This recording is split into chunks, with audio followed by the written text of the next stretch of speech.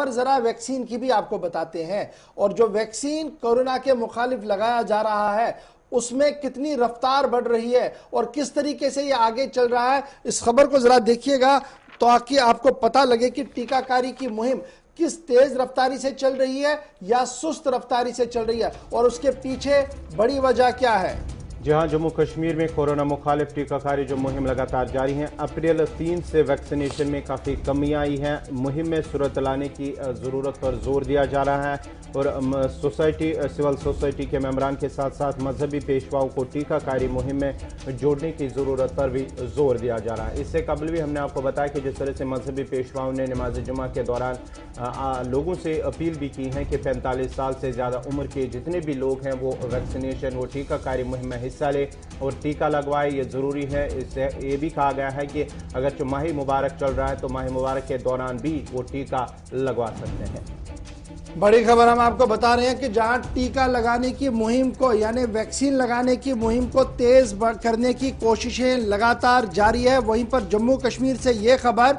कि शुपियां,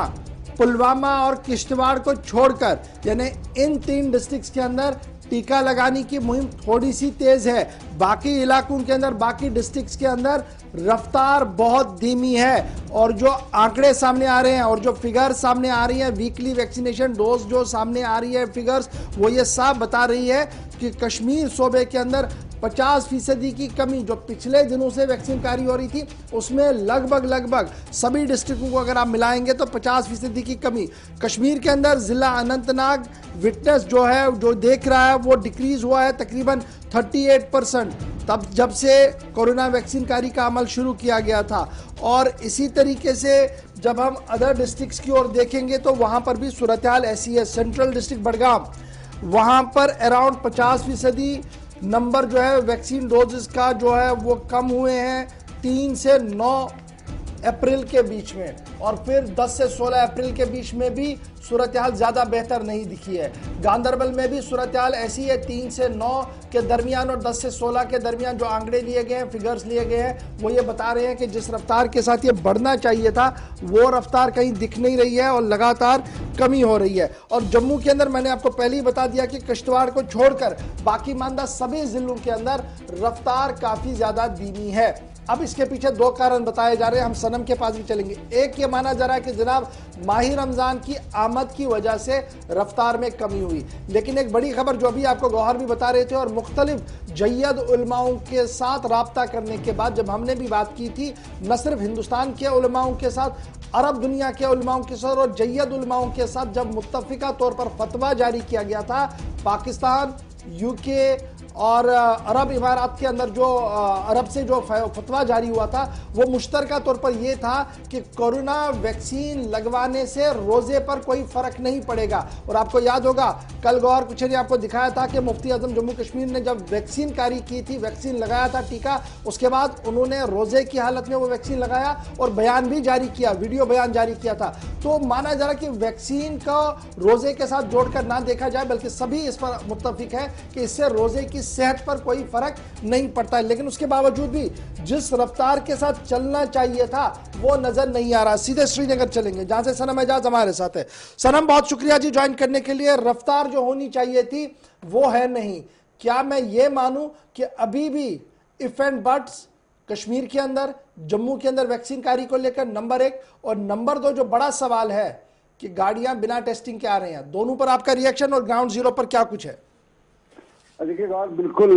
जिस तरह आपने भी बताया, जो हमारी टेस्टिंग प्रोसेस है कश्मीर वैली में खासतौर पर कहेंगे तो पहले कुछ पकड़ी थी रफ्तार, सरकार ने कुछ हाथ भी चलाए थे, डंडा भी चलाया था और लोगों को जबरदस्ती पकड़ा था। मुलाजमीन की तनख्वाहें बंद रखी थी, उसके बाद सभी उस मुलाजिम को सैलरी दी जाती थी जिसने कोविड की वैक्सीन किया होता था, और आम लोगों से भी राह चलते भी पकड़ कर उनको कोविड का वैक्सीन पाया जाता था। लेकिन इसमें वो रफ्तार पहले दिन से ही हमें नहीं देखने को मिली जो यूजुअली हम कह सकते हैं इसके लिए होनी चाहिए। उसमें कोई वजूहत नहीं। पहले पहल वो अफवाहों का एक दौर चला और उस अफवाहों के दौर में कुछ लोगों ने इस वैक्सीन की जो क्रेडिबिलिटी है या उस पर एफिशिएंसी है उस पर सवाल किए, और उसके बाद फौरन बाद ये भी हुआ कि यहाँ कुछ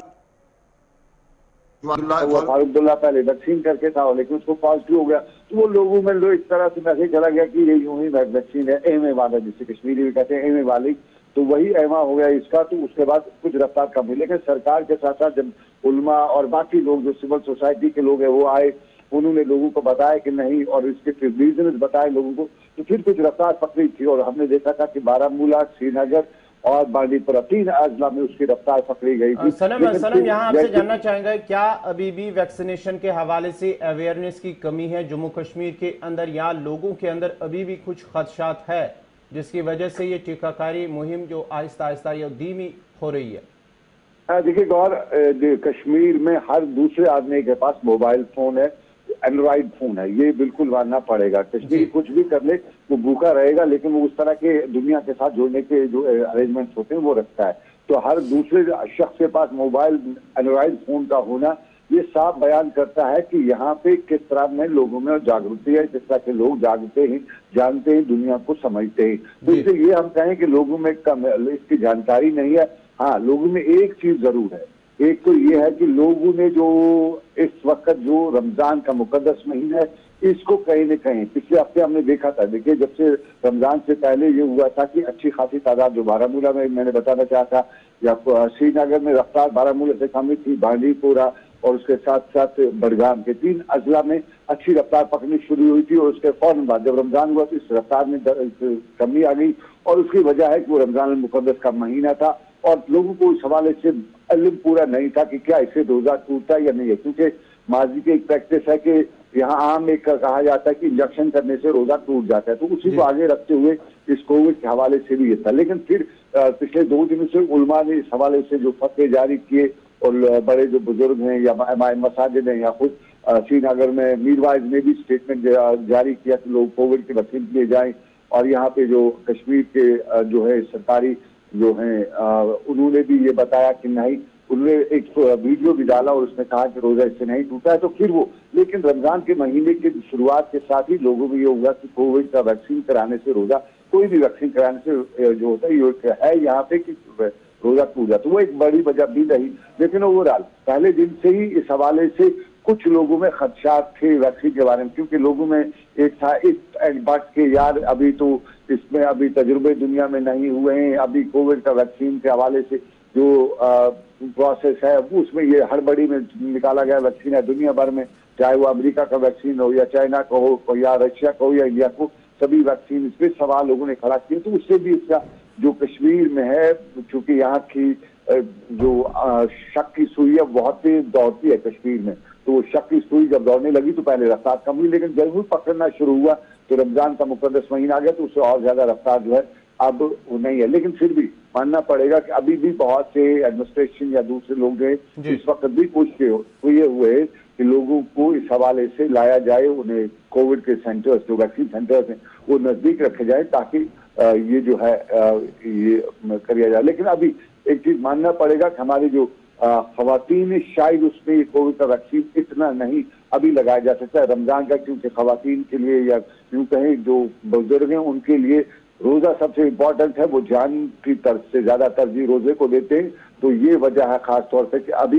वैक्सीन के हवाले से वो समझते कि अगर वैक्सीन किया तो उनका रोजा जो मकरूह है वो हो जाएगा और कोई भी अपनी मुकद्दस इबादत। बहुत शुक्रिया सनम आजाद हमारे साथ श्रीनगर से ज्वाइन करने के लिए और बताने के लिए कि किस तरीके का माहौल बन रहा है। लेकिन बड़ी खबर यही है कि वैक्सीन कारी को लेकर अभी भी खदशात हैं। तो एक चीज़ मैं एक बार फिर बता दूं, और गौहर ने एक खबर आपको बतानी है वैक्सीन को लेकर, उसके बाद हमने ब्रेक पर जाना है। लेकिन उस खबर पर आने से पहले जब वैक्सीन की बात करती हैं और रोज़ों की बात करते हैं तो मैंने पहले भी कहा, मैं एक बार फिर आपको दोहरा दूं, दुनिया भर के जय्यद उलमाओं की तरफ से मुत्तफिका तौर पर 132 से ज़्यादा मुफ्तियान किराम का मुत्तफिका फैसला ये है कि कोरोना वैक्सीन लगाने से रोज़ा नहीं टूटता है।